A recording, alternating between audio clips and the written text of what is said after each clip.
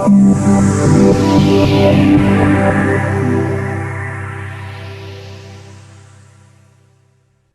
everyone, thanks for watching NewsWest 9 Plus. I'm Alex Cammarata, joined with the MISD Superintendent Dr. Stephanie Howard. Dr. Howard, thank you for taking the time here today. Hello Alex, thank you. Appreciate it coming in. We're going to talk about the bond proposal here coming up in the November election. Obviously a massive bond deal here, over $1.4 billion. Just talk a little bit about some key points that viewers and folks in the district should know about.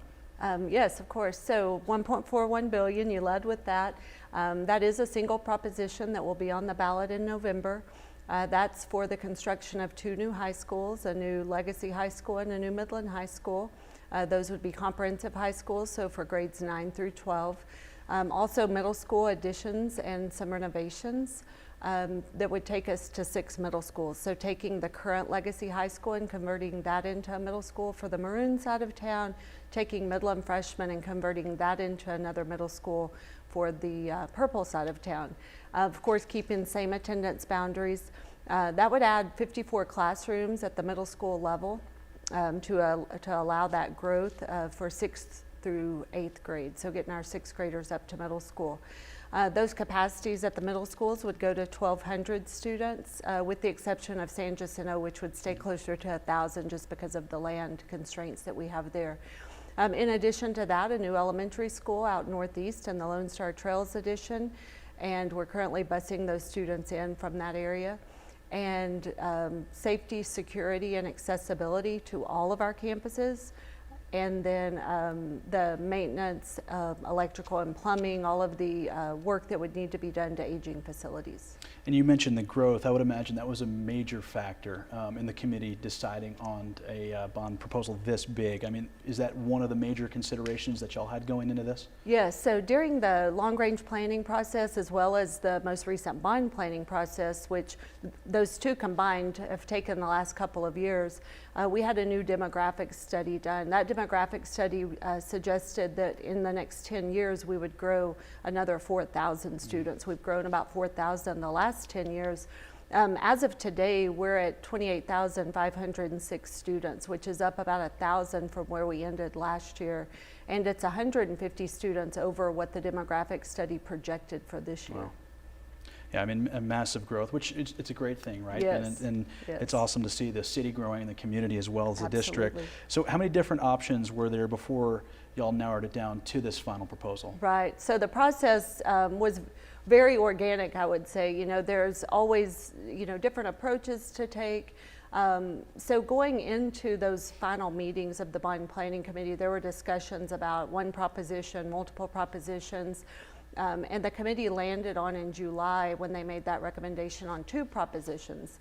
And then after we, you know, went through a process that for about 4 to 6 weeks of really looking at the cost. You know, it was originally the 1.6 billion, and so we have 263 million in savings with this final recommendation that was made.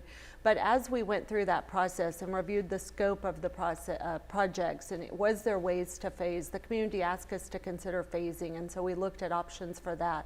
And when we got to that 1.41 billion, and then with the addition of the tax rate compression that's occurring and the opportunity, if this bond is successful, to still have a lower overall tax rate than we did in 2022, that's when the committee came back together and made their final recommendation in August to just have one proposition.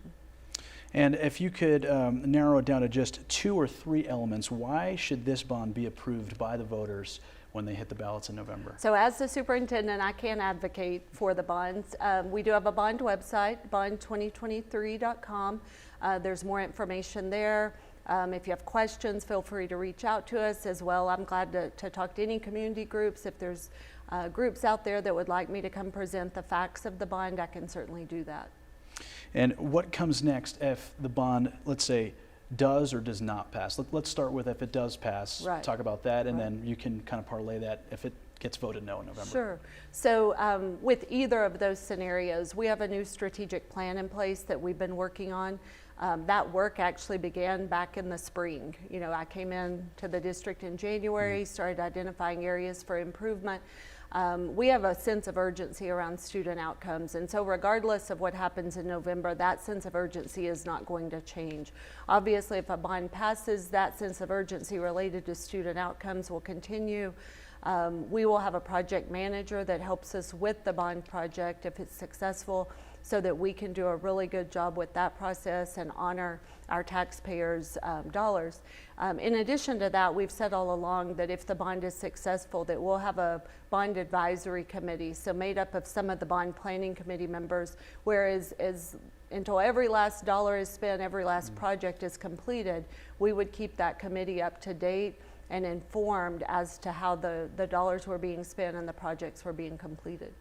And for you personally, coming back to the district, what does it feel like for you? Like you just said, starting in January, so a lot on your plate so far, but to just be back with MISD and to take on the role of superintendent, how's that been for you? Sure, so it's been great to be back. You know, I've been gone from the district for 10 years, but spent 14 years. The majority of my career has been here in Midland ISD, and you know, coming back, such a great reception, whether that be former and current employees that I work with, former students that I taught or was their principal or assistant principal, but just the community as a whole has been very receptive, very welcoming, and really I believe we're in a very good position right now to do some great work for the students of Midland ISD.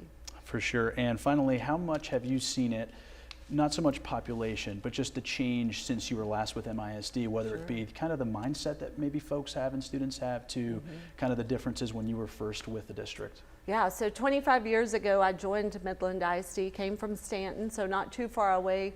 At that time when we relocated, taught at Midland High, we had about 90,000 people in Midland. And cost of living was low. You could get across town in 5 to 10 minutes. And so that population change has just really changed. But what hasn't changed is just the people. The people in Midland, the people in West Texas are different. They're friendly.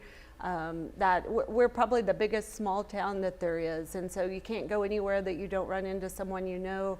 But it really is interesting, you know, from back in 99, 2000 when I joined the district to today, the growth that we've seen.